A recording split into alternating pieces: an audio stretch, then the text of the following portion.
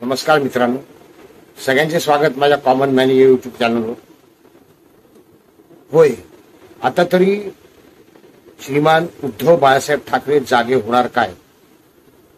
आपल्याकडे एक म्हण आहे की झोपी गेलेल्याला जागा करता येतं, पण झोपेचं सोंग घेणाऱ्याला जागा करता येत नाही. तशी परिस्थिती आहे की काय? किंवा मग एखाद्याला जर गुंगीचंच औषध दिलं असेल तर तो जागा कसा होणार? अनेक प्रकारचे प्रश्न आहे मनामध्ये. महाविकास आघाडी स्थापन करण्याच्या पाठीमागे कोणाचा हात होता? उद्धव ठाकरे यांना मुख्यमंत्री बनवण्यासाठी कोणी गळ घातली किंवा त्यांच्या मनात मुख्यमंत्री पदाची लालच कोणी भरली? हे आता उघड झालेलं आहे, सगळ्यांना माहीत झालंय. आणि त्या काळात ज्यांना महाविकास आघाडीसाठीचे चाणक्य समजले जात होते संजय राऊत, आणि आता काही ताळतंत्रच राहिलेलं नाही, म्हणजे सगळा ताळतंत्र सोडलेला आहे. उद्धव ठाकरेंचं सरकार पडल्यानंतर गेल्यानंतर एकनाथ शिंदेनी खरं तर स्पष्ट सांगितलं होतं की शिवसेना सोडण्याचं आमचं खरं कारण काय. आणि त्यावेळी संजय राऊत यांचा उल्लेख होता की उद्धव ठाकरेंच्या कानाशी जे आहेत संजय राऊत, ते कसे उद्धटपणे कार्यकर्त्यांशी वागतात, नेत्यांशी कसे उद्धट उत्तर देतात.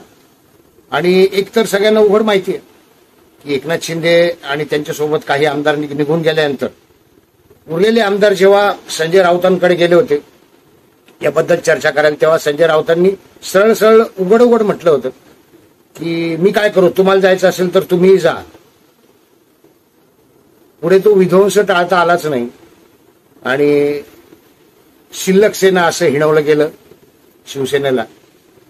अगदी मर्यादित प्रमाणात शिवसेना राहिली. उद्धव बाळासाहेब ठाकरे यांनी राजीनामा द्यावा लागला त्यांना.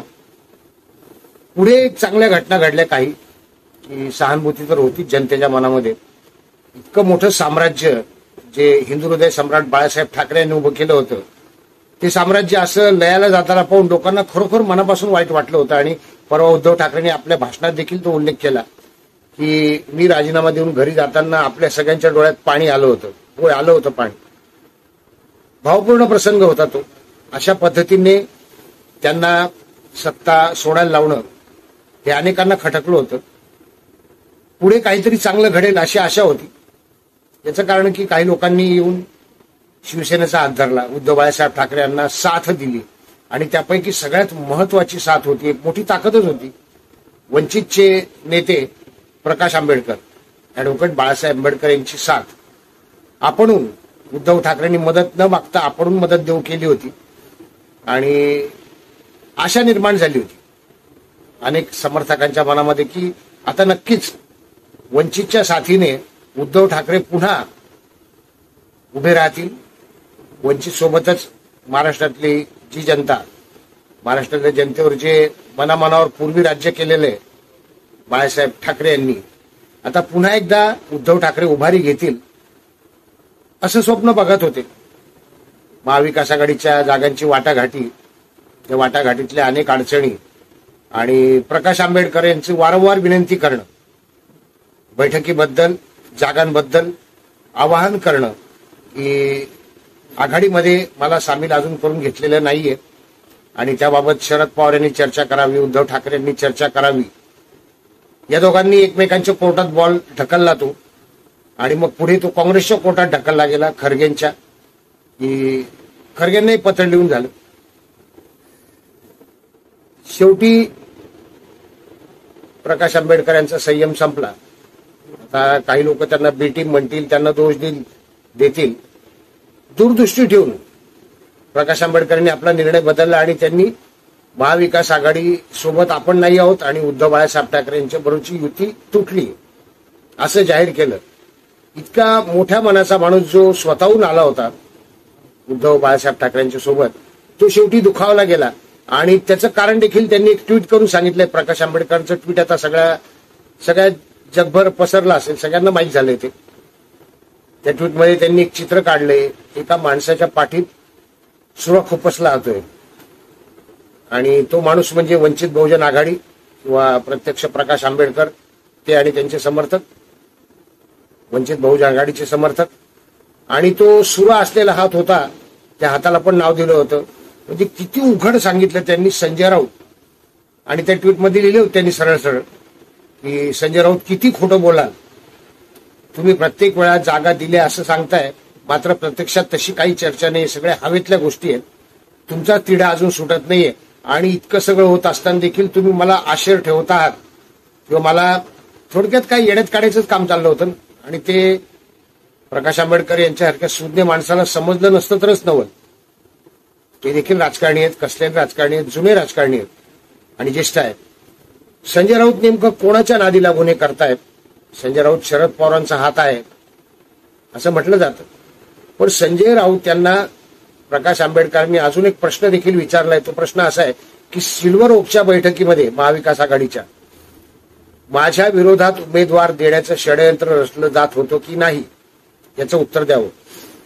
बघा, म्हणजे एकीकडे स्वतःहून आलेले प्रकाश आंबेडकर जे सोबत राहू इच्छितात, त्यांना पडणाऱ्या जागा द्यायच्या इतकंच नव्हे तर मागितल्या तितक्या जागा द्यायच्या नाहीयेत, फक्त देव देव सांगायचंय. आणि प्रत्यक्ष जो प्रकाश आंबेडकर यांचा गड समजला तो अकोला मतदारसंघ, तेथे त्यांना पाडण्याकरता उमेदवार देण्याची व्यूहरचना कोणासाठी?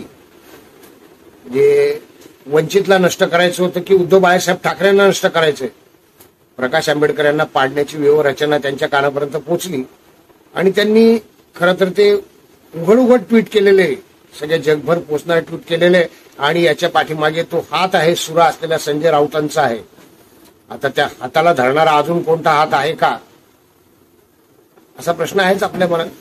तो हात शरद पवारांचा आहे का? आणि वंचित समाजाला पुढे येऊ द्यायचं नाही हा डाव आहे, की वंचितच्या साथीने उद्धव ठाकरेंना मोठं होऊ द्यायचं नाही हा डाव आहे, माहित नाही. पण आता सगळे डाव उघड झालेले आहेत. आता तरी उद्धव ठाकरे यांनी शहाणं व्हावं अशी जनतेची इच्छा असणारच आहे.